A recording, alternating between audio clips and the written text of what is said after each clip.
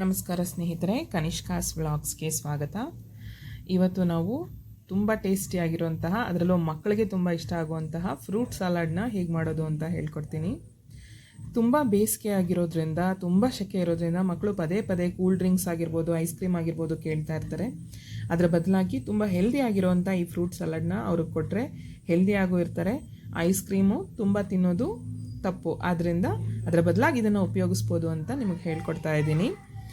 ನೋಡಿ, ಇಲ್ಲಿ ಮೊದಲಿಗೆ ನಾನು ಸಬ್ಬಕ್ಕಿ ಅಥವಾ ಸೀಮೆ ಅಕ್ಕಿ ಅಂತ ಏನು ಹೇಳ್ತಾರೆ ಅದನ್ನು 1 ಬಟ್ಲಷ್ಟು ನೆನೆಸ್ಕೊಂಡು ಇಟ್ಕೊಂಡಿದ್ದೀನಿ.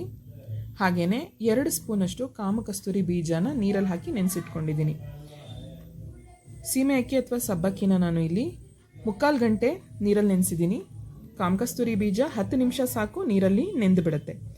ಇಲ್ಲಿ ನೆಂದಿರೋ ಅಂತಹ ಸೀಮೆ ಅಕ್ಕಿನ ನಾನು ಬೇಯಿಸ್ಕೊಳ್ತಾ ಇದ್ದೀನಿ. ನೀರು ಹಾಕಿ ಒಂದು 10 ನಿಮಿಷ ಬೇಯಿಸಿದ್ರೆ ಸಾಕು. ಟ್ರಾನ್ಸ್ಪರೆಂಟ್ ಆಗ್ತಾ ಇದೆ ಅಂತ ಅಂದ್ಕೊಳ್ಳುವಾಗ ಅದನ್ನು ನಾವು ಜಾಲರಿನಲ್ಲಿ ಸೋಸ್ಕೊಬಿಡೋಣ ನೀರನ್ನ.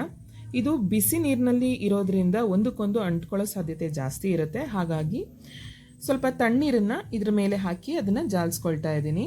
ಹಾಗಾಗಿ ಒಂದಕ್ಕೊಂದು ಅಂಟ್ಕೋಬಾರ್ದು ಅನ್ನೋ ಕಾರಣಕ್ಕೆ ಈ ರೀತಿ ತಣ್ಣೀರು ಹಾಕಿ ಸೋಸಿಟ್ಕೊಳ್ತಾ ಇದ್ದೀನಿ. ನೋಡಿ ಸ್ನೇಹಿತರೆ, ಒಂದಕ್ಕೊಂದು ಅಂಟ್ಕೊಂಡಿಲ್ಲ, ಹಾಗಾಗಿ ತಣ್ಣೀರನ್ನು ಉಪಯೋಗಿಸ್ದೆ ಸೋಸ್ಕೊಳ್ಳೋದಕ್ಕೆ.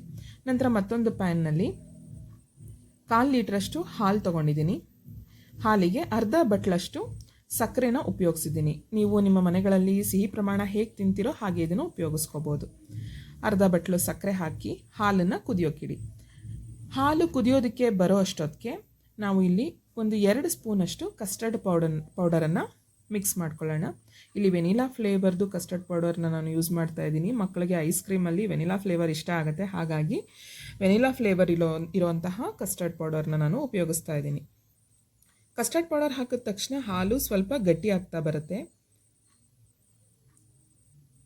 ಹೀಗೆ ಚೆನ್ನಾಗಿ ಗಟ್ಟಿ ಆಗ್ತಾ ಇರೋವಂಥ ಸಮಯದಲ್ಲಿ ನಾವು ಬೇಯಿಸಿ ಸೋಸಿ ಇಟ್ಕೊಂಡಿರೋವಂಥ ಸೀಮೆ ಅಕ್ಕಿ ಏನಿದೆ, ಸಬ್ಬಕ್ಕಿ, ಅದನ್ನು ಹಾಲಿಗೆ ಬೆರೆಸ್ಕೊಳ್ಳೋಣ. ಒಂದು 2 ರಿಂದ 3 ನಿಮಿಷ ಇದು ಚೆನ್ನಾಗಿ ಕುದೀಲಿ. ಚೆನ್ನಾಗಿ ಕುದ್ದು ಕೈ ಆಡ್ಕೊಳ್ತಾ ಇರುವಾಗ ನಾವು ನೆನೆಸಿಟ್ಟಿರುವಂತಹ ಕಾಮಕಸ್ತೂರಿ ಬೀಜ ಏನಿದೆ ಅದನ್ನು ಆ್ಯಡ್ ಮಾಡ್ಕೊಳ್ಳೋಣ. ನೋಡಿ, ಎರಡೂ ಕೂಡ ಚೆನ್ನಾಗಿ ಮಿಕ್ಸ್ ಮಾಡಬೇಕು ನಾವಿಲ್ಲಿ. ಕಾಮಕಸ್ತೂರಿ ಬೀಜ, ಸಬ್ಬಕ್ಕಿ ಎರಡು ಚೆನ್ನಾಗಿ ಬೆರೆತ್ಕೊಂಡಿದೆ ಅಂತ ಅಂದ್ಕೊಳ್ಳುವಾಗ ನಾವು ಸ್ಟವ್ ಆಫ್ ಮಾಡ್ಕೊಳ್ಳೋಣ. ಹಾಲು ಕಂಪ್ಲೀಟಾಗಿ ತಣ್ಣಗಾಗಬೇಕು. ತಣ್ಣಗಾಗಿರೋಂಥ ಹಾಲಿಗೆ ನಾವು ನಮ್ಮನೇಲಿ ಯಾವ ರೀತಿಯಾದಂತಹ ಹಣ್ಣುಗಳಿದೆಯೋ ಆ ಹಣ್ಣುಗಳನ್ನೆಲ್ಲ ಬೆರೆಸ್ಬೋದು. ಮೇಯ್ನಾಗಿ ಮಾವಿನಕಾಯಿ ಸೀಸನ್ ಆಗಿದ್ದರಿಂದ ಮಾವಿನ ಹಣ್ಣಿದ್ರೂ ಕೂಡ ನೀವು ಇದಕ್ಕೆ ಹಾಕಿದ್ರೆ ತುಂಬಾ ಟೇಸ್ಟಿ ಆಗಿರುತ್ತೆ. ಈ ರೀತಿ ಎಲ್ಲ ರೀತಿ ಹಣ್ಣುಗಳನ್ನ ಉಪಯೋಗಿಸಿ ನಾವು ಫ್ರೂಟ್ ಸಲಾಡ್ ಮಾಡ್ತಾ ಇರೋದ್ರಿಂದ ಮಕ್ಕಳಿಗೆ ತುಂಬ ಇಷ್ಟ ಆಗುತ್ತೆ.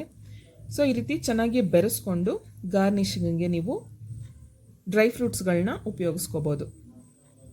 ನಾನು ಇಲ್ಲಿ ಗಾರ್ನಿಷಿಂಗ್ಗೆ ಗೋಡಂಬಿ ಮತ್ತು ಬಾದಾಮಿ ಎರಡನ್ನೂ ಪುಡಿ ಮಾಡಿಕೊಂಡು ಹಾಕಿದ್ದೀನಿ. ಸೊ ಇದು ಹಾಕಿ ನಾನು ತಕ್ಷಣ ಇದನ್ನು ಫ್ರಿಜ್ಜಲ್ಲಿ ಇಡ್ತೀನಿ. ಫ್ರಿಜ್ನಲ್ಲಿ ತುಂಬ ಹೊತ್ತು ಬೇಡ, ಫ್ರೀಸ್ ಮಾಡಬೇಡಿ. ಫ್ರಿಡ್ಜ್ನಲ್ಲಿ ಒಂದು 1/4 ಗಂಟೆ ಅಥವಾ 20 ನಿಮಿಷ ಇಟ್ಟರೆ ಸಾಕು, ತಣ್ಣಗಿರುತ್ತೆ ಇದು. ಸೊ ಈ ರೀತಿಯ ಫ್ರೂಟ್ ಸಲಾಡ್ನ ನೀವು ಮಕ್ಕಳಿಗೆ ಕೊಡೋದ್ರಿಂದ ಮಕ್ಕಳಿಗೆ ತುಂಬ ಖುಷಿಯಾಗುತ್ತೆ. ಅವ್ರು ಐಸ್ ಕ್ರೀಮ್ ಖಂಡಿತ ಕೇಳಲ್ಲ, ಕೂಲ್ ಡ್ರಿಂಕ್ಸ್ ಖಂಡಿತ ಕೇಳಲ್ಲ. ಈ ರೀತಿ ಪ್ರೋಟೀನ್, ವಿಟಮಿನ್ಸ್, ಮಿನರಲ್ಸ್, ಕ್ಯಾಲ್ಶಿಯಂ ಈ ರೀತಿ ಎಲ್ಲ ತುಂಬಿಕೊಂಡಿರೋಂಥ ಫ್ರೂಟ್ ಸಲಾಡ್ನ ನೀವು ಟ್ರೈ ಮಾಡಿ ಹೇಗಿತ್ತು ಕಮೆಂಟ್ ಮಾಡಿ. Thank you.